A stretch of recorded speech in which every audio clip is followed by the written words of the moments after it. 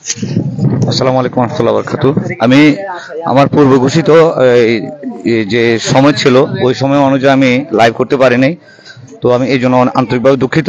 আজকে আমি এখানে কুতুবদিয়া যারা গমনাগমন করেন ট্রলারে করে, তাদের জীবনের কিছু এই সমস্যা ভোগান্তি বা দুর্দশা, এই যে জীবনের ঝুঁকি নিয়ে পারাপার করেন, এদের কাছ থেকে কিছু তথ্য নিতে চাইবো। দেখো আম্মু, তো এই ভিডিওটা আমি এই সেতু মন্ত্রণালয় এবং বিআইটিডব্লিউর কর্তৃপক্ষের নিকট আমি এই লাইভটা উৎসর্গ করব। আমি চাইবো এখানে কিছু মানুষের আমি মানে পরামর্শ চাইবো, যারা এদের চাহিদা কি, এই জীবন ঝুঁকি নিয়ে এদের ভাই একটু জানেন তো, কাছে আয়।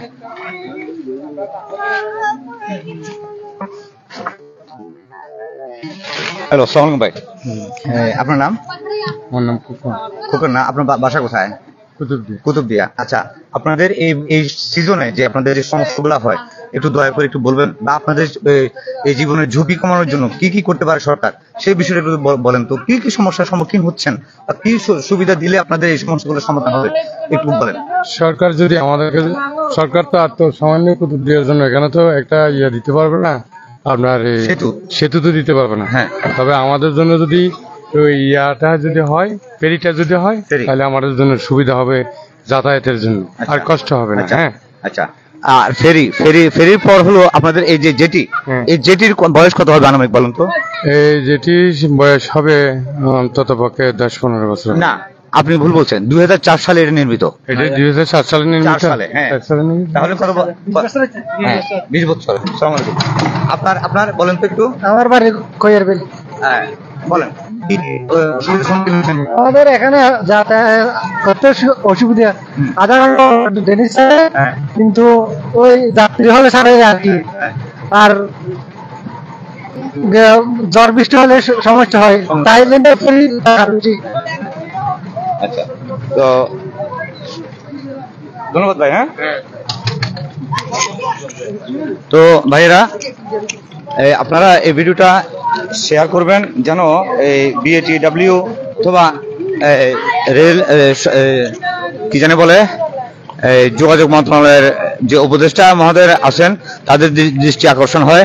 দেখেন কত যে দুর্ভোগ পোহাতে হয় এদের, এই নৌকা দিয়ে বা ট্রলার দিয়ে এই সাগর পারাপার অনেক কষ্টসাধ্য।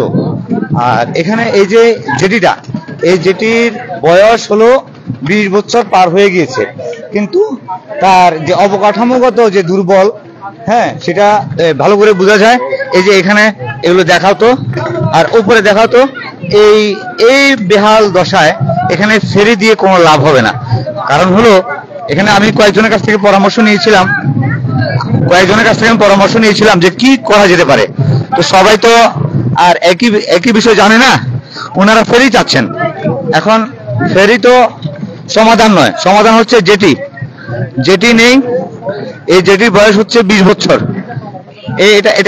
এটা দেখান,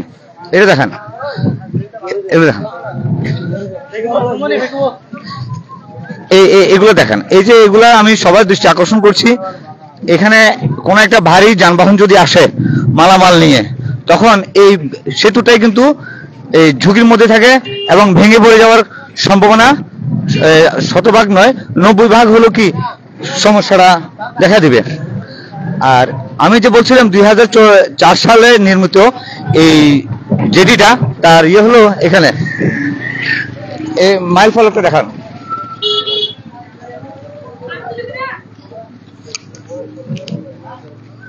এই মাইল ফলকের ইটো মুছে গেছে জনাব সালাউদ্দিন সাহেবের আমলে। জি, এই যে কত, 22শে অক্টোবর 2004, হ্যাঁ, খ্রিস্টাব্দ।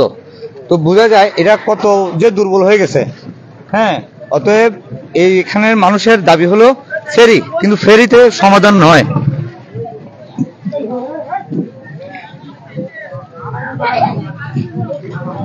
আঙ্কেল, আসসালামু আলাইকুম। আঙ্কেল, আপনার বাড়ি কুতুবদিয়া? জি। আচ্ছা, আঙ্কেল এখানে আপনাদের সে সাগর পারাবারে আপনাদের কি কি কষ্ট হয় বাবা একটু বলবেন? খুব কষ্ট, একটু বলেন অনেক তো। কষ্ট।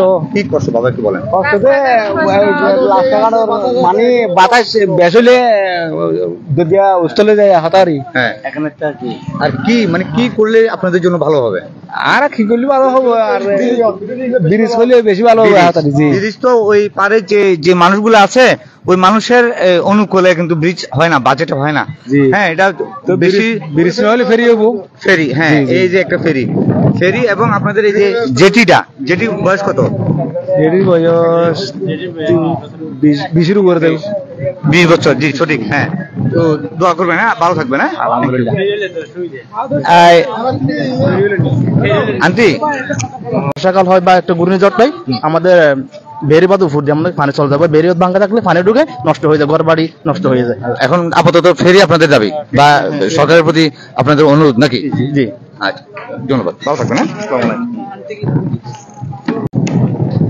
হ্যাঁ, আপনারা দেখেন এই জেটির মূল কথা একটা সারমর্ম বুঝে নেন আপনারা। 2004 সালে এই জেটি নির্মিত এবং এই নির্মিত বলতে সমস্যা হতো না যদি লবণাক্ত পানি না হতো, তাহলে এটা আরো অনেক দীর্ঘমেয়াদী হতো।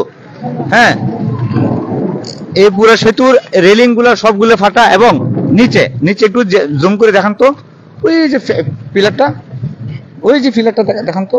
জি, নিচে। হ্যাঁ, এটা সিমেন্ট সব ঝরে গিয়েছে।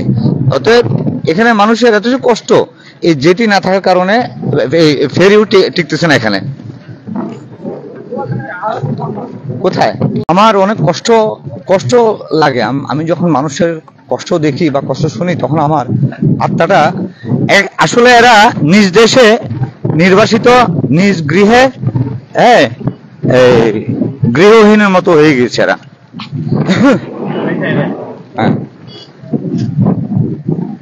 লাইক কমেন্ট করবেন আর বিষয়টি সেতু মন্ত্রণালয় এবং BITAW দৃষ্টি আকর্ষণের জন্য বেশি শেয়ার করার জন্য আমার বিশেষ অনুরোধ থাকবে। কুতুবদিয়ার জনগণের পক্ষ থেকে আমার এই পদ্মা যমুনার ওপারে মানুষের প্রতি যেমন আমার সহমর্মিতা ছিল, এখন আমার কুতুবদিয়ার জনগণের প্রতি আমার সহমর্মিতা এবং সমবেদনা আছে। এই জন্য আমার আজকের এই লাইভটা। আশা করি সবাই এই ভিডিওটা লাইক কমেন্ট শেয়ার করবেন যাতে BITAW, আমি পুনরায় বলছি, BITAW এবং সেতু মন্ত্রণালয়ের দৃষ্টি আকর্ষণ যেন হয়। হ্যাঁ, দেখা যায় সব ফিলেগুলো সবই নষ্ট হয়ে গিয়েছে।